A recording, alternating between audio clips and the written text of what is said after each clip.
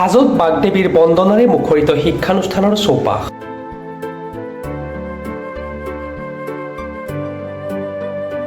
আজি বিদ্যাৰ অধিষ্ঠাত্ৰী সৰস্বতী পূজা। পুৱাৰে পৰাই শিক্ষানুষ্ঠানসমূহত ছাত্ৰ ছাত্ৰীসকলে ন সাজেৰে উথপ-থপ পৰিৱেশৰ সৃষ্টি কৰে। ভাৰতীয় সংস্কৃতি সভ্যতাত সৰস্বতী পূজাই এক বিশেষ স্থান দখল কৰি আহিছে। বিদ্যা, বুদ্ধি, বাক শক্তি, সংগীত, কলাৰ অধিষ্ঠাত্ৰী দেৱী সৰস্বতীৰ আৰাধনা যুগ যুগ জ্ঞান অন্বেষণৰ এক পবিত্ৰ প্ৰতীক হিচাপে গণ্য হৈ আহিছে। সময়ৰ পৰিৱৰ্তনৰ সৈতে সমাজৰ শিক্ষা ব্যৱস্থা আৰু জীৱনশৈলীত ব্যাপক পৰিৱৰ্তন ঘটিলেও সৰস্বতী পূজাৰ মূল ভাৱধাৰা আজিও সমানেই প্ৰাসংগিক। আধুনিক যুগৰ জটিলতা, প্ৰতিযোগিতা আৰু মানসিক অস্থিৰতাৰ মাজত এই পূজাই মানুহক জ্ঞানৰ সঠিক অৰ্থ ব্যৱহাৰ স্মৰণ কৰাই দিয়ে। এনে পৰিৱেশ সৰগত কৰাৰ মানসেৰে আজি হাজোৰ কেচিকে জাতীয় বিদ্যালয়ত উলহ মালহেৰে বাগদেৱী সৰস্বতী পূজা উদযাপন কৰা হয়। সৰস্বতী পূজাত জাতীয় বিদ্যালয়খনৰ পৰিচালন সঞ্চালক পৰশমণি কলিতাকে ধৰি শিক্ষক শিক্ষয়িত্ৰীৰ সৈতে ছাত্ৰ ছাত্ৰী, অভিভাৱক অভিভাৱিকাসকলে অংশগ্ৰহণ কৰে। সমগ্ৰ অসমবাসীৰ জৰিয়তে অসমবাসী প্ৰায় দেশবাসী বা সমগ্ৰ ছাত্ৰ সমাজক আজি বাগদেৱী যে সৰস্বতী পূজাত আমাৰ কেচিকে জাতীয় বিদ্যালয় ক্ষেত্ৰীয় অধ্যয়নৰ তৰফৰ পৰা আমি তেওঁলোকক শুভেচ্ছা জনাইছোঁ।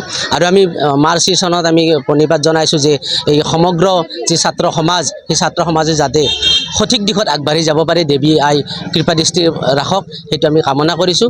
আৰু ছাত্ৰ ছাত্ৰীৰ মাজত যিটো আনন্দ উল্লাস আমি দেখা পাইছোঁ, যিটো ভক্তিৰ ভাৱ দেখা পাইছোঁ, তেওঁলোকে যিধৰণে আজি সাজপাৰ পিন্ধি আহিছে, তেওঁলোকৰ মুখমণ্ডলত যিটো প্ৰতিফলিত হৈছে আনন্দপূৰ্ণ, সেইটো দেখি সঁচাই ভাল লাগিছে।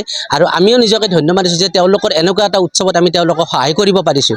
আমি শিক্ষক হিচাপে তেওঁলোকৰ লগত আমি সহায় সহযোগ আগবঢ়াই আছোঁ।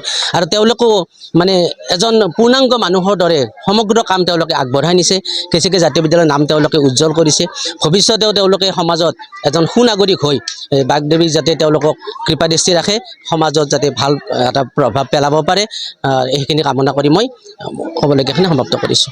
জাতীয় বিদ্যালয়ে খুব সুন্দৰভাৱে সৰস্বতী পূজাৰ আয়োজন কৰিছে। মোৰ ছোৱালী দুজনীও মানে এই কেচিকে জাতীয় বিদ্যালয়তে পঢ়ে। সিহঁতৰ খুব সুন্দৰভাৱে সৰস্বতী পূজা খুব সুন্দৰভাৱে আয়োজন কৰিছে, যাতে বাগদেৱীৰ প্ৰতিগৰাকী ছাত্ৰ ছাত্ৰীৰ ওপৰত যাতে সুদৃষ্টি প্ৰদান কৰে, সেই মানে সৰস্বতী দেৱীৰ ওচৰত মানে প্ৰাৰ্থনা কৰিছোঁ। এইখিনিয়ে মোৰ বক্তব্য। খুব ভাল লাগিছে, সুন্দৰভাৱে খুব আয়োজন কৰিছে। ঠিক আছে। হাজোৰ পৰা কমলাকান্ত দাসৰ ৰিপৰ্ট, প্ৰাতঃ টাইম ডিজিটেল। অসমৰ সংবাদ জগতখনৰ বাবে এক সুখৰ খবৰ। আপোচবিহীন ৰাইজৰ কণ্ঠ সাপ্তাহিক কবচ পুনৰ এবাৰ অসমৰ ৰাইজৰ মাজলৈ।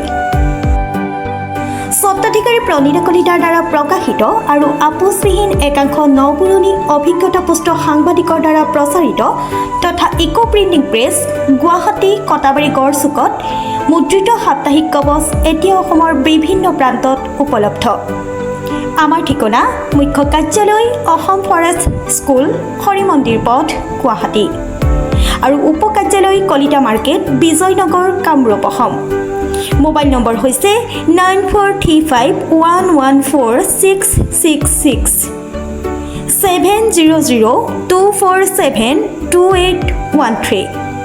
আমাৰ ইমেইল আইডি হৈছে kobos2025@gmail.com।